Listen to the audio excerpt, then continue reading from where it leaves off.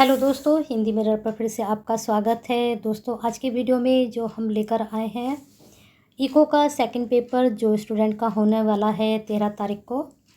तो आज आपको ये दूसरा जो है वीडियो मिल रही है सेकंड पेपर की। सेकंड पेपर की तैयारी शुरू हो चुकी है आपके इको की।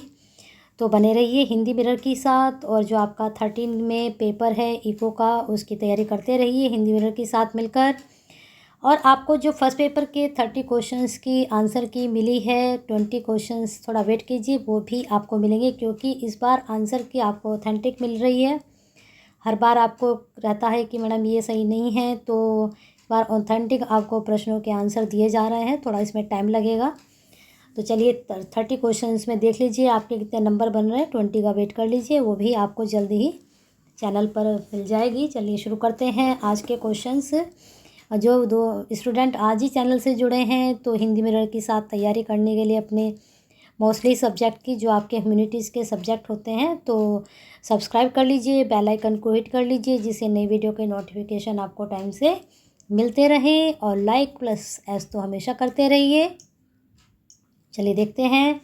वही पैटर्न है आपके लिए कि लघुत्तरीय प्रश्न पढ़ने ज़रूरी होते हैं, क्योंकि यहाँ से बहुत सारे एमसीक्यू निकल कर हमेशा आते हैं।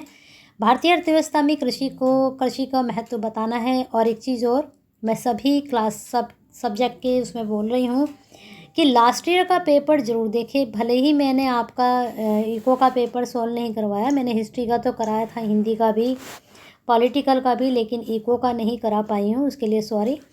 लेकिन आपके पास पेपर है तो आप उसको सॉल्व कीजिए। पेपर मैंने प्रोवाइड करा दिया है आपको, तो उस पेपर को आप सॉल्व कीजिए और अपनी प्रैक्टिस को और मजबूत बनाइए उसको सॉल्व करके, ठीक है। चलिए देखते हैं। वहाँ से प्रश्न ज़रूर आए हैं। लास्ट ईयर के जो पेपर हैं आपके एग्ज़ाम पेपर, वहाँ से क्वेश्चन ज़रूर बन रहे हैं, तो ज़रूर देखें उसको। भारत में निम्न उत्पादन के प्रमुख कारण कौन कौन से हैं, ये दाना है। उत्पादकता में वृद्धि के लिए सुझाव, ये तो रहने दीजिए। कारण आप याद कर सकते हैं। उठाए गए प्रयास आप याद कर सकते हैं। वृद्धि के लिए सुझाव 2-4 देख लीजिए। प्रमुख विशेषताएं नई कृषि नीति क्या है, इसको पढ़ लीजिए। 9वीं पंचवर्षीय योजना में कृषि विकास की प्रमुख विशेषताएं, यहाँ से प्रश्न जरूर बनेंगे आपके। चलिए देखते हैं आपके प्रश्न नेक्स्ट स्लाइड में क्या कहते हैं। यहाँ पर आपको प्रश्न मिलेंगे MCQ 6। ऐड करते चलना आप, कितने प्रश्न आपके बन रहे हैं। चलिए देखते हैं पहला प्रश्न क्या कहता है आपका। भारत में कृषि उत्पादकता का स्तर निम्न है, देखना है कौन सा इसमें ऑप्शन हो सकता है, किस कारण से निम्न है। प्रति श्रमिक उत्पादकता के आधार पर, प्रति हेक्टेयर उत्पादन की मात्रा के आधार पर, उत्पादक दोनों ही आधारों पर, या उपरोक्त में से कोई नहीं। तो पहले का अगर आप साल लगा रहे हैं, तीसरा लगा रहे हैं, तो बहुत सही है कि इसका प्रति श्रमिक उत्पादकता के आधार पर, प्रति हेक्टेयर उत्पादन की मात्रा के आधार पर क्या है, कृषि उत्पादकता का स्तर निम्न है। चलिए नेक्स्ट क्वेश्चन देखते हैं। कृषि में निम्न उत्पादकता का कारण कहा जाता है या कहा जा सकता है। यहाँ पर तो इन्होंने स्तर बताया, यहाँ पर पूछ रहे हैं कारण। भूधारण प्रणाली में दोष, जोत का बड़ा आकार, कृषकों का अत्यधिक प्रगतिवादी दृष्टिकोण, या फिर इनमें से सभी। तो पढ़ने से साफ साफ पता चल रहा है कि उत्पादन के ये तीनों ही कारण होंगे, है ना। कुछ क्वेश्चंस ऐसे होते हैं, भले ही चाहे आपने याद नहीं किए हैं, लेकिन अगर आप थोड़ा सा भी उनमें, या तो तुक्का कहते हैं, तुक्का लगाने का भी एक तरीका ही होता है MCQs में। दूसरा ये कि थोड़ी सी भी अगर आप उसको ध्यान से क्वेश्चंस को पढ़ेंगे, उसके ऑप्शंस ध्यान से पढ़ेंगे, तो आपके दिमाग में खुद ब खुद ऑटोमेटिकली आंसर अपना आप क्लिक कर जाएगी कि इसका ये आंसर होगा, और वो 100% सही जाता है। ये भी एक पैटर्न होता है। एक पैटर्न होता है MCQ करने का, अगर आपको पता है कि ये हो नहीं सकता, ये भी नहीं हो सकता। अब ये दो बचते हैं आपके पास, उसको बोलते हैं एलिमिनेट करना, ठीक है। जैसे आपने देखा होगा करोड़पति, उसमें एलिमिनेट करते हैं क्वेश्चंस को, कि एलिमिनेट कर दिया है। अब इसमें दो में से आप आंसर सोच लीजिए, तो आप भी एलिमिनेट करना सीखिए और करोड़पति बन जाइए अपने पेपर को देकर, है ना। ये भी करोड़पति ही है एक तरह से, अगर आपके अच्छे नंबर आते हैं तो क्वालिफाई करते हैं अच्छे नंबरों से आप। चलिए देखते हैं तीसरा प्रश्न। संयुक्त राज्य अमेरिका के सकल घरेलू उत्पाद में कृषि का योगदान सिर्फ 2% है। भारत में विषय में यह योगदान कितना है। कितना है अमेरिका का ये पता चल चुका है, भारत का देखना है। तो तीसरे का उत्तर आपका जाएगा ठीक है, 25.6% है। कृषि के पिछड़ेपन के संस्थानात्मक कारणों में कौन सा सही नहीं है। अब देखिए ये आंकड़े बदलते रहते हैं। अब फिलहाल में जो आंकड़े चल रहे हैं वो भी आप पढ़ लेना और इस प्रश्न में जो दिया गया है वो भी आप पढ़ लेना, ठीक है। कृषि के पिछड़ेपन के स्थानात्मक कारणों में कौन सा सही नहीं है। संस्थानात्मक कारणों में कृषि में लोगों की बहुत बड़ी संख्या का कार्यरत होना, भूपट्टेदारी का ढांचा, जोत का आकार, इनमें से कोई नहीं। तो संख्या का कार्यरत होना क्या है, तो फोर्थ का अगर आप लगा रहे हैं भूपट्टेदारी का ढांचा तो बिल्कुल सही है। चलिए नेक्स्ट क्वेश्चन देखते हैं। नेक्स्ट क्वेश्चन क्या है आपका, भारतीय किसान ऋण में ही जन्म लेता है, ऋण में ही पलता, ऋण में ही मर जाता है। यह कहना किसका है, आरबीआई का, कृषि मूल्य आयोग का, भारतीय योजना आयोग का, इनमें से कोई नहीं। तो पांचवे का अगर आप लगा रहे हैं कृषि मूल्य आयोग का, तो बहुत अच्छा प्रश्न भी एग्जाम के पॉइंट ऑफ व्यू से बन सकता है। चलिए नेक्स्ट क्वेश्चन देखते हैं। नेक्स्ट क्वेश्चन है आपका, भारत में कृषि के पिछड़ेपन का क्या कारण है। कृषि वाले में से आपके क्वेश्चंस बनेंगे, 100% बनेंगे कौन से ये भी आप देख लीजिए। भारत कृषि के पिछड़ेपन का कारण क्या कारण है ये बताना है। जोतों का अनार्थिक आकार, कृषक की ऋणग्रस्तता, उचित कृषि मूल्य नीति का अभाव, या इनमें से सभी। तो सिक्स का अगर आप द लगा रहे हैं इनमें से सभी, तो सभी हैं कृषि के पिछड़ेपन का कारण, है ना। तो इस स्लाइड में आपको मिल गए हैं 6 क्वेश्चंस। अब चलते हैं नेक्स्ट स्लाइड पे। सबसे पहले उसके लघु उत्तर देखेंगे, फिर उसके एमसीक्यूज देखेंगे जिसमें आपको 4 एमसीक्यूज मिलेंगे। चलिए देखते हैं नेक्स्ट स्लाइड आपकी। देखते हैं पहले लघु उत्तरीय प्रश्न क्या दिए गए हैं। भारत में सिंचाई के महत्व पर प्रकाश डालना। देख लीजिए किस तरह की सिंचाई है। योजना काल में सिंचाई सुविधाएं बढ़ने के 4 कारण बताने हैं। सिंचाई के कौन कौन से साधन है, वेरी इंपॉर्टेंट, याद कीजिए। सिंचाई की प्रमुख समस्या क्या है ये भी पढ़िए, ठीक है। प्रश्न बनेंगे चारों यहाँ से। तो चलिए देखते हैं नेक्स्ट क्वेश्चंस आपका एमसीक्यूज में क्या बन रहा है। भारत में सिंचाई का सबसे पुराना साधन कौन सा है। जल्दी से सोच लीजिए क्या आप इसका आंसर सोचेंगे। 4 आंसर इस स्लाइड में आपको मिलेंगे। पहले का आंसर स्टूडेंट आप सोच रहे हैं कुएं, तो बहुत अच्छा, क्योंकि सबसे पुराना साधन यही माना जाता है। चलिए आगे देखते हैं प्रश्न क्या है। वर्ष 50 या 51 में भारत में कुल संचित क्षेत्र था। कितना संचित क्षेत्र था, सिंचित क्षेत्र था। तो दूसरे का आपका जाएगा 17.6% सिंचित क्षेत्र था, ठीक है। वर्तमान में कुओं द्वारा कुल सिंचित क्षेत्र कौन कितना है, 30%, 37, 40%, 48%। तो 3 का आपका आंसर जाएगा 30%, ठीक है।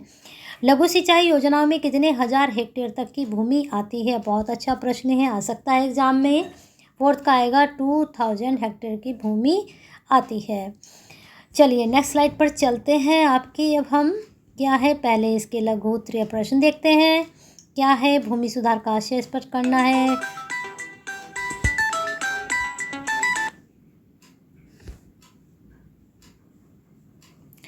तो इसमें काश्तकारी सुधार का जो है आपको बताना है, कितने भागों में बांटा गया है ये भी आपको देखना है।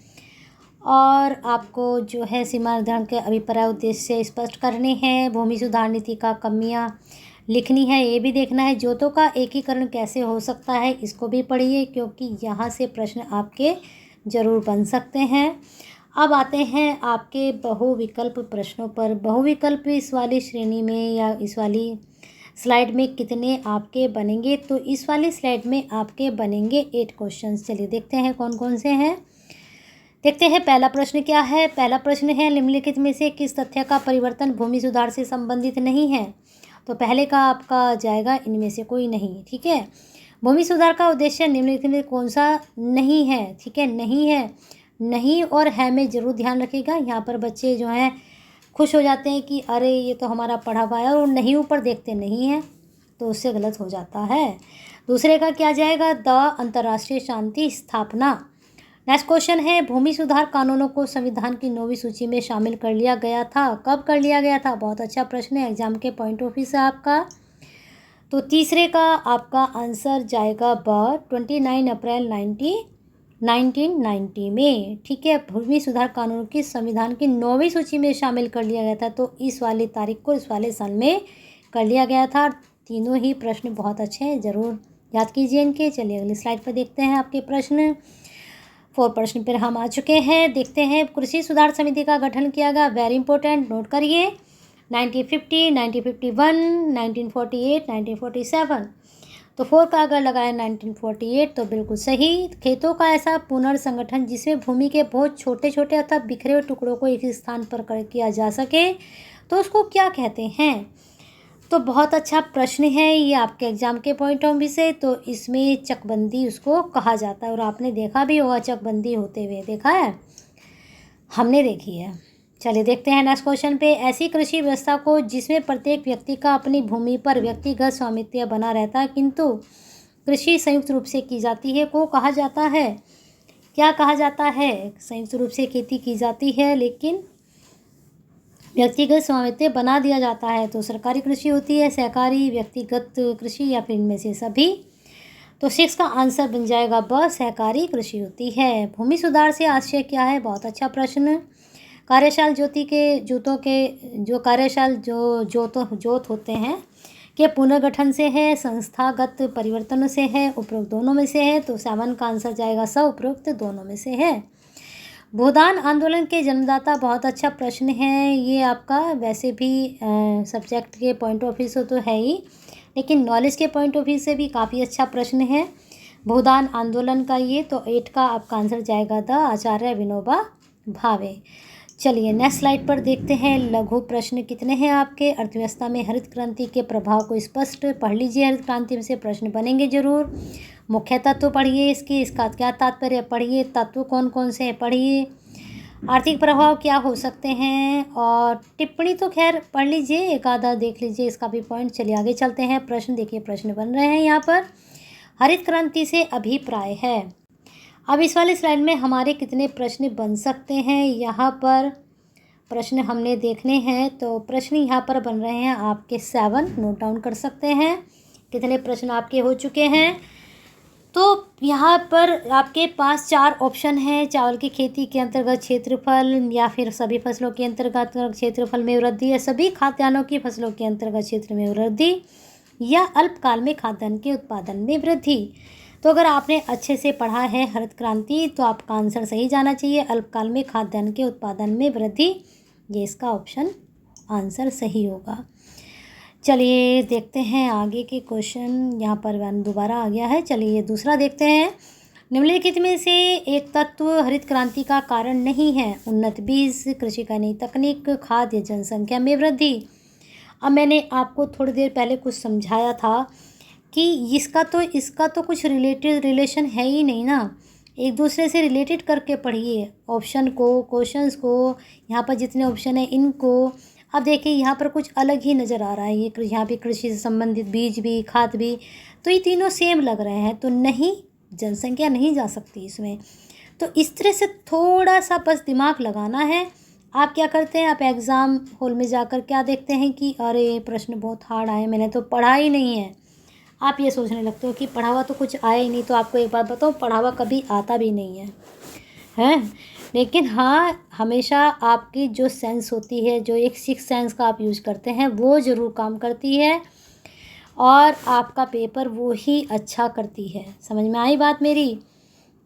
हमेशा 100% पढ़ा हुआ नहीं आता है, 50-50 हमेशा सबका आता है, 70 तक बहुत रेयर ही पहुँचते हैं स्टूडेंट। लेकिन वहाँ पर जो बच्चे एक दिमाग का यूज़ अच्छे से कर लेते हैं, वो 30% यहाँ पर लेकर चले जाते हैं। तो कुछ बच्चे 50% पढ़ते हैं, कुछ 50% अपनी जो है सेंस से क्वेश्चंस को कर आते हैं, तो वो 80 अबाव आराम से जाते हैं। तो कुछ करिए और अपना पेपर को अच्छा करिए। चलिए नेक्स्ट क्वेश्चन पे चलते हैं। हरित क्रांति की शुरुआत हुई थी, कब हुई थी? यहाँ पर इसमें आपका तीसरे में ऑप्शन जाएगा 1967 में, ठीक है। हरित क्रांति का सर्वाधिक लाभ किस फसल को प्राप्त हुआ? तो अभी भी आप पढ़ रहे थे, तो 4 का आपका जाएगा गेहूं को, ठीक है। चलिए नेक्स्ट क्वेश्चन देखते हैं। आपका हरित क्रांति से उपयोग बढ़ा है, किसका बढ़ा है? तो पाँचवें का आपका जा रहा है, क्या लगा लिया आपने? 5 का लगा रहे हैं इनमें से सभी, तो बिल्कुल सही जा रहे हैं। उन्नत किस्म के बीजों का, सिंचाई का और रासायनिक खाद का, तो हरित क्रांति से इन चीज़ों का उपयोग बढ़ा है। अब आते हैं आपके 7 क्वेश्चन और 6 पर, देखते हैं क्या क्या है। हरित क्रांति के प्रमुख तत्व कौन से हैं? अधिक उपज देने वाले बीज, उर्वरकों का प्रयोग, सिंचाई सुविधाओं का विस्तार। तो 6 में अगर ता लगा इनमें से सभी, तब भी आपका आंसर बिल्कुल सही है। हरित क्रांति के परिणाम स्वरूप क्या हुआ? उत्पादन बढ़ा है, प्रति हेक्टेयर उपज बढ़ी है, क्षेत्रीय क्षमताओं में वृद्धि हुई है, या फिर इनमें से सभी। तो देखिए यहाँ पर इनमें से सभी मैंने क्या कह रखा आपको कि यहाँ पर उपरोक्त सभी आंसर 90% जाते हैं, है ना। और जहाँ पर आता है कि इनमें से कोई नहीं, वहाँ पर नहीं जाते हैं। जहाँ पर जाता है इनमें से सभी, वहाँ 90% सही जाते हैं। बाकी पढ़ने से पता चल जाता है क्वेश्चन की कौन सा सही जा रहा है ना। चलिए हम देखते हैं अब नेक्स्ट स्लाइड आपकी। नेक्स्ट स्लाइड में पहले हमने आपके बहुविकल्पीय ही लिए हैं, इसमें लघु नहीं लिए हैं। और इसमें आपको जो MCQs मिलेंगे, इसके MCQs हैं आपके 6। चलिए शुरू करते हैं पहले से। अवधि के अनुसार ऋणों का वर्गीकृत किया जा सकता है कितने भागों में? तो 3 भागों में। बहुत अच्छा प्रश्न। निम्नलिखित में से संस्थागत एजेंसी नहीं है, कौन सी नहीं है?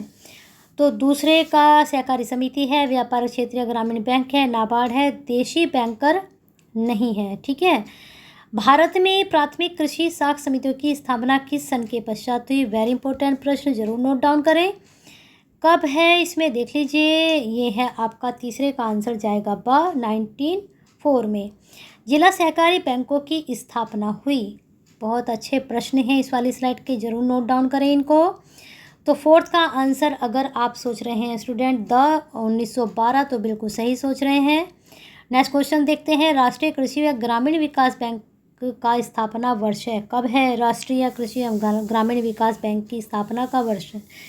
तो 5वें का आपका जाएगा 1982। ये भी प्रश्न आपका वेरी इंपॉर्टेंट में जाता है। कृषि वित्त में सर्वोच्च संस्था है। बहुत अच्छा प्रश्न ये भी। क्षेत्रीय ग्रामीण बैंक, नाबार्ड, भारतीय रिजर्व बैंक या फिर सहकारी बैंक। तो अगर आंसर आपने सोचा है 8 का, सॉरी 6 का, तो आपने आंसर सही सोचा है नाबार्ड। बहुत अच्छा प्रश्न था। इस वाली स्लाइड के भी काफ़ी अच्छे प्रश्न हैं, नोट डाउन करें इनको और अच्छे से इनको पढ़ें। चलिए नेक्स्ट स्लाइड पर देखते हैं क्या है आपके लिए। वही लघुत्तरीय प्रश्न तैयार है आपके, तैयार करिए इनको। क्या तात्पर्य है पढ़ लीजिए। प्रमुख समस्याएं संक्षेप में पढ़ लीजिए, कौन कौन सी समस्याएं हैं। सहकारी विपणन से, यहाँ पर कृषि विपणन था, यहाँ पर क्या है सहकारी व्यवस्था के लाभ पढ़ लीजिए। 2-4 सरकार सहकारी विपणन की संरचना पढ़ लीजिए क्या होती है। धीमी प्रगति के क्या कार्य, 2-4 कारण पढ़ लीजिए। विशेषताएं पढ़ लीजिए और सुधार हेतु सरकारी प्रयासों को भी पढ़ लीजिए। सारे ही प्रश्न 8 के 8 बहुत अच्छे हैं। छोटे छोटे चिरपी नोट्स बना लीजिए। इनके चिरपी नोट्स का मतलब समझ रहे हैं आप? 1 लाइनर होते हैं उनको, और उनका आप एक लाइन इस तरह की तैयार करते हो कि आप एक पैराग्राफ को उस लाइन में सारा को समा जाते हो। जैसे हिंदी में जो बिहारी जी के लिए कहा गया कि वो गागर में सागर भरते हैं, तो गागर में सागर आप भी भरिए, थोड़े में बहुत ज़्यादा समझिए, है ना। चलिए देखते हैं प्रश्न। कृषि विपणन से आशय कृषकों द्वारा उत्पादित उपज की क्या है? वस्तु के क्रय से है, वस्तु के विक्रय से तथा व्यय दोनों से है। तो पहले का आंसर अगर आप लगा रहे हैं क्या, जल्दी से सोच लीजिए आंसर। अगर आप लगा रहे हैं वस्तु के क्रय से है तो बहुत अच्छा। कृषि विपणन के अंतर्गत निम्न में से कौन सा कार्य सम्मिलित नहीं है? तो दूसरे का अगर आपने लगाया इनमें से कोई नहीं है, तो बहुत अच्छा प्रश्न है। चलिए अगले प्रश्न पे चलते हैं। भारत में प्रथम सहकारी विपणन समिति की स्थापना हुई थी। चलिए 99 में ऐड कर लीजिए इसको। 3 का 1903 है, ठीक है। 1913 में प्रथम सहकारी विपणन समिति की स्थापना हुई थी। बहुत अच्छे से दिमाग में बैठा लीजिए। विपणन की एजेंसियां होती हैं कैसी? सहकारी तथा अर्ध निजी तथा निजी, उपरोक्त दोनों। तो 4th का अगर आपने सोचा है उपयुक्त दोनों, तो बिल्कुल सही है। पढ़िए सभी स्लाइड के प्रश्न बहुत ही अच्छे हैं, भले यूनिक हैं, आएंगे ज़रूर एग्जाम में, यहाँ से बनेंगे। किसान अपनी उपज को कम कीमतों पर बेचने के लिए बाध्य होता है क्योंकि वह बाजार संबंधी सूचनाओं से अनभिज्ञ है, उसकी वित्तीय कठिनाई है, उपरोक्त दोनों। तो आपकी क्या सेंस कहती है इसमें? भाई उसको सूचनाओं की जानकारी है ही नहीं, तब वो इसलिए बाध्य हो जाता है। उसके पास वित्तीय कठिनाई, समझते हो वित्तीय कठिनाई? कॉमर्स के इको के स्टूडेंट तो इतना तो समझ में आता ही होगा ना। तो दोनों ही ऑप्शन इसमें सही जा रहे हैं। अब जैसे नरेंद्र मोदी जी ने इस चीज़ का बहुत बड़ा तोड़ अभी किया भी है कि हर किसान को जानकारी होगी कि वह कितनी कीमत पे बेच रहा है, कहाँ बेच रहा है, किस तरह से दे रहा है। तो एक इन्होंने ऐप भी चलाया है इसके लिए, तो आपको अगर मालूम है तो चलिए दूसरे प्रश्न पर चलते हैं। आपके आ चुके हैं हम आपके, ये स्लाइड आपकी रिपीट हो चुकी है। चलिए नेक्स्ट देखते हैं आपकी क्या है। यहाँ पर वही 10 प्रश्न बन रहे हैं, नेक्स्ट पे देखते हैं क्या बनता है। चलिए नेक्स्ट स्लाइड में देखते हैं। प्रश्न लघुत्रय पर हम आ चुके हैं। लघुत्रय पहला प्रश्न देख लीजिए। भारत की खाद्य समस्या के प्रमुख पहलू कौन से हैं? तो ज़रूर पढ़िए इसको। अब देखते हैं इसकी दूसरा प्रश्न क्या कह रहा है। खाद्य समस्या के प्रमुख कारण पढ़ लीजिए इसको भी ज़रूर। हल करने के लिए उचित सुझाव जरूर पढ़िए। सुरक्षा के तात्पर्य क्या है, पढ़िए इसको भी। उपाय भी पढ़िए, सुझाव भी पढ़िए, टिप्पणी एक बार को ना पढ़िए, लेकिन 6 प्रश्न जरूर पढ़िए, ठीक है। नेक्स्ट क्वेश्चन देखते हैं हम। सभी व्यक्तियों के लिए सभी समय पर सक्रिय स्वस्थ जीवन के लिए पर्याप्त भोजन की उपलब्धि होनी चाहिए, यह कथन किसका है? तो अगर यह कथन किसने कहा है बता देते हैं आपको। इस स्लाइड में आपके जो प्रश्न हैं, यहाँ भी आपके 5 बनेंगे इसमें प्रश्न आपके। और पहले का जो आपका आंसर जाएगा वह है विश्व विकास रिपोर्ट का, ठीक है। बहुत अच्छा कथन है, ज़रूर नोट डाउन करें इसको। अर्धविकसित देश खाद्य सुरक्षा की दृष्टि से अभी किस अवस्था में है? तो बताना है वह किस अवस्था में है। तो दूसरे का अगर आपने साथ सोचा है तृतीय अवस्था, तो बिल्कुल सही है। नेक्स्ट क्वेश्चन देखते हैं। विशेष पोषण प्रोग्राम भारत में कब से शुरू किया गया था? वेरी इंपॉर्टेंट प्रश्न बन सकता है एग्जाम में। तो ये किया गया था 1980 में। भारत में TPDS कब शुरू किया गया? तो प्रश्न ये भी बहुत अच्छा है, आपके एग्जाम के पॉइंट ऑफ व्यू से जरूर नोट डाउन करें इसको। तो ये क्या कब शुरू किया गया था? ये शुरू किया गया था 1997 में। भारत में खाद्य सुरक्षा अधिनियम कब से लागू हुआ? वेरी इंपॉर्टेंट, जरूर नोट डाउन करें इसको। 5वें का आपका आज जुलाई 2013 में, ठीक है। ये प्रश्न आपका 99 के में जाएगा, ठीक है। चलिए नेक्स्ट स्लाइड पर देखते हैं क्या है आपके लिए। ये आपकी स्लाइड यहाँ पर भी दोबारा से रिपीट हो चुकी है। तो आज के प्रश्न यहीं पर ख़त्म होते हैं। आप अगली वीडियो के लिए बने रहिए। कल आपको परसों आपका 13 में है ना एग्ज़ाम, तो तब तक आपको ये मैंने पहले भी वीडियो सेकंड पेपर की डाली है, उनको भी चेक कीजिए प्लेलिस्ट में। तो सेकंड पेपर की जो इको की वीडियो शायद 2 डल चुकी थी पहले, उनको भी देखिए। तीसरी आपको मिल चुकी है अब ये। और कल मैं कोशिश करूँगी 4, 5, 6 आपको 3 में दे सकूँ वीडियो। तो आपकी 6 के साथ जो 6 आपको मिलेंगी तो बहुत अच्छी तैयारी हो जाएगी आपके पेपर की। और मुझे लगता है ये सफिशिएंट रहेंगी 6 वीडियो आपको। और साथ में जो इसमें लघु प्रश्न हैं ये इनको ज़रूर तैयार कीजिए, क्योंकि इनको आपने तैयार कर लिया तो ये MCQ तो आपके तैयार हो ही जाएंगे। पर ये जो मैं लेकर आई हूँ ना, इनको ज़रूर तैयार कर लीजिए। चाहे आपको चिरपी नोट 2-3 लाइन के 2-3 लाइनें हर प्रश्न की बनानी है, लेकिन बनाइए। उससे क्या होगा, जितना भी आपका सिलेबस है उसके पेपर में आपका एक बार को निगाह निकल जाएगी और आपकी तैयारी बहुत अच्छे से हो जाएगी। तो जो चीज़ें बताई जाती हैं उनको फॉलो भी ज़रूर करो और उनके ऊपर वर्क करो, ठीक है। जब तक आप वर्क नहीं करेंगे तो एक्टिवेट नहीं हो पाएगा आपका रिजल्ट, ठीक है। रिजल्ट तभी एक्टिव होगा जब आप खुद से उसको एक्टिव करेंगे। चलिए, तो पसंद आई है तो लाइक +S करिए, और बटन नहीं दबाया है तो ज़रूर दबा कर जाएँ और बेल आइकन हिट करके जाएँ, जिससे नई वीडियो के नोटिफिकेशन आपको टाइम से मिलते रहें।